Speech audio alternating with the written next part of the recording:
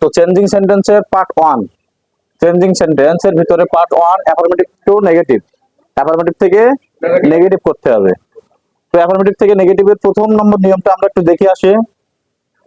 Rule 1, সাধারণভাবে আমরা যখন অ্যাফার্মেটিভ থেকে নেগেটিভ অর্থাৎ ট্রান্সফরমেশনের ভিতরে নেগেটিভ, যখন আমরা নেগেটিভ বলতে মূলত নট বুঝি, নট নেগেটিভ বলতে নট বুঝি, কিন্তু আমাদের চেঞ্জিং সেন্টেন্স অর্থাৎ ট্রান্সফরমেশনের ভিতরে যখন আসবে তখন আমরা নট ব্যবহার করব, কিন্তু মূল বাক্যের অর্থ ঠিক থাকবে। যদি বলা হয় যে সে একজন নিয়মিত ছাত্র, তো আমরা নেগেটিভ দিলে কি সে একজন নিয়মিত ছাত্র না, এই কথাটা আমাদের হয়, কিন্তু অর্থ তো বিপরীত মানে পরিবর্তন হচ্ছে, কিন্তু আমাদের অর্থ পরিবর্তন করা যাবে না। সেক্ষেত্রে আমাদের বলতে হবে কি সে একজন অনিয়মিত ছাত্র না, তার মানে সে নিয়মিত ছাত্র। তো দেখো আমাদের এই বাক্যটা আমরা গঠন করতে গেলে আমাদের প্রথমে যে নিয়ম মনে রাখতে হবে সেটা হলো, প্রথম অবস্থায় বাক্যের ভিতরে অক্সিলারি ভার্ব থাকলে তার সাথে নট ব্যবহার করতে হবে। অক্সিলারি ভার্বের সাথে নট প্লাস বিপরীত শব্দ। দেখো আমরা কি এখানে বলছে, he is a good boy, he is a good boy, সে একজন কি ভালো ছেলে, ছাত্র না ছেলে। তো আমরা এখানে দেখছি কি এখানে প্রথম বছর অক্সিলারি ভার্বের সাথে নট, তাহলে আমাদের এখানে ইজ হলো অক্সিলারি ভার্ব, তাহলে এর সাথে নট ব্যবহার করছি আমরা, তাহলে হি ইজ নট। এরপরে আমরা এই যে গুড এর বিপরীত কি ব্যাড, ব্যাড বয়, সে একজন খারাপ ছেলে নয়, তার মানে সে ভালো ছেলে। রুল 2 তে বলছে কি অক্সিলারি ভার্ব না থাকলে, আমরা সবাই জানি অক্সিলারি ভার্ব না থাকলে ডু ডাজ ডিড ব্যবহৃত হয়। কখন কোনটা ব্যবহৃত হয়? যখন ভার্ব 1 হয় তখন ডু, যখন ওই ভার্বের সাথে ইয়েস বা ইয়েস থাকে তখন ডাজ, আর যখন ভার্ব 2 হয় তখন ডিড, সবাই জানি আমরা, তাই না? এবং এদের পরে আমাদের গুরুত্বপূর্ণ বিষয় ভার্ব 1 দেওয়া লাগবে, কিন্তু অনেক স্টুডেন্টরা মনে করে ডু ডাজ ডিড নিয়ে আসছে আর কোনো কিছু দেওয়া লাগবে না, ওটাই কাজ হয়ে যাচ্ছে না। এরপরে আমাদের কি করতে হবে, অবশ্যই ডু ডাজ ডিড এর পরে ভার্ব 1 ব্যবহার করতে হবে, ভার্বের বেস ফর্ম, 1 নাম্বার যেটা প্রেজেন্ট ফর্ম বলি। তারপরে বিপরীত শব্দ, দেখো the girl looks, the girl looks beautiful, মেয়েটা দেখতে সুন্দরী। তাহলে আমাদের এই বাক্যটা আমরা কি হবে, আমাদের প্রথমে বলছি কি অক্সিলারি ভার্ব তো আমাদের দিতেই হবে, নট যখন অক্সিলারি ভার্বের আমাদের অক্সিলারি ভার্ব তো ভার্বের সাথে আমাদের নট ব্যবহার করতে হবে। এখন নট থাকলেও দেওয়া লাগবে, না থাকলেও দেওয়া লাগবে। দেখো এখানে বলছে মেয়েটা দেখতে সুন্দরী, এই বাক্যের ভিতরে অক্সিলারি ভার্ব নাই, কিন্তু আমাদের না থাকলেও আমাদের সেই অক্সিলারি ভার্ব নিয়ে আসতে কি কি ডু ডাজ ডিড আসবে। তো ডু ডাজ ডিড থেকে আমাদের এখানে ভার্বের সাথে এস বেস আছে লুকস এর সাথে, যার কারণে আমাদের দা গার্ল ডাজ নট হলো, এই যে ডাজ ভার্বের সাথে এস বেস থাকলে ডাজ হবে, ডাজ নট দেখো লুকের সাথে এস ছিল, এস উঠে গেছে তাই না, লুক হয়েছে।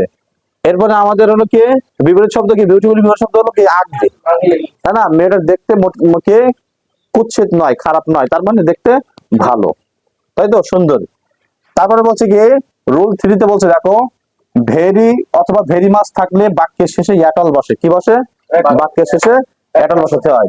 দে played very well, they played very well, তারা অনেক ভালো খেলেছিল, তাই না? তো এখানে আমাদের সাবজেক্ট প্লাস এই যে auxiliary verb plus not, auxiliary verb নাই, কিন্তু আমাদের এখানে দেখো ভার্ব 2 আছে, প্লেড 2 নম্বর আছে না, 2 নম্বর হলে এই যে ডিড আসবে, এবং এর পরে ভার্ব 1, দেখো এরপরে প্লে হয়ে গেছে, এখন আগে ছিল প্লেড এখন প্লে হয়ে গেছে, এটা আমাদের গুরুত্বপূর্ণ জিনিস কিন্তু।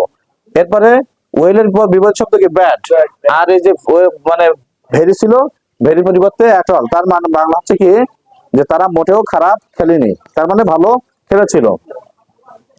রুল 4, এটা অনেকগুলো নিয়ম একসাথে দেওয়া হচ্ছে। দেখো ওয়ানলি বা এলন বাক্যের ভিতরে এরকম যদি কোনো শব্দ থাকে সেই শব্দকে নেগেটিভ করতে গেলে আমাদের নান বাট, যখন এই ওয়ানলি বা এলন দ্বারা যখন ব্যক্তি প্রকাশ করে ব্যক্তিকে, তখন এই যে ব্যক্তি হইলে নান বাট বসবে, বাক্যের প্রথমে বসে, নান বাটটা বসে বাক্যের প্রথমে, তবে আমরা ভিন্ন জায়গায় বসাতে পারি, কিন্তু প্রথমে বসালে ভালো হয়, ঠিক আছে?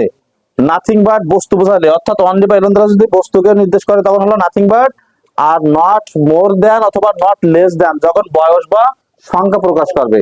আমরা একটা উদাহরণ দিয়ে দেখি, এখানে বলছে কি আল্লাহ ওয়ানলি ক্যান সেভ আস, আল্লাহ শুধুমাত্র আমাদেরকে সহযোগিতা এই রক্ষা করতে পারে, তাহলে ওয়ানলি দ্বারা কাকে বোঝাচ্ছে? আল্লাহ, আল্লাহর একজন ব্যক্তি, তাহলে এর পরিবর্তে none but Allah can save us, none বাটটা আমরা বাক্যের প্রথমেই দেবো, হ্যাঁ, যদি ব্যক্তি বোঝায় তখন নান বাট, এই নান বাটটা বাক্যের প্রথমে বসে, কোথায় বসে?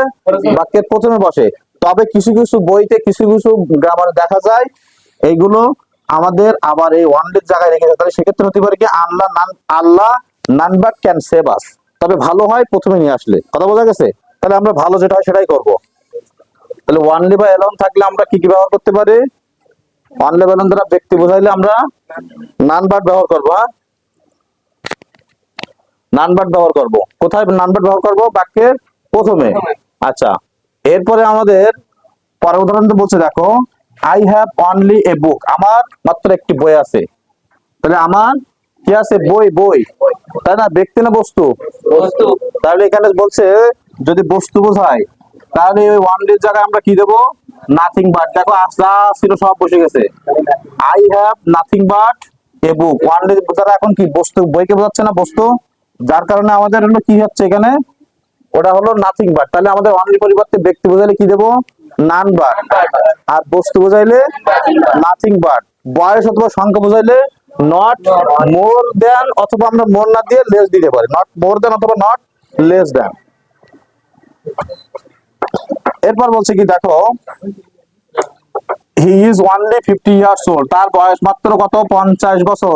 তাহলে কি বোঝাচ্ছে? বয়স না সংখ্যা?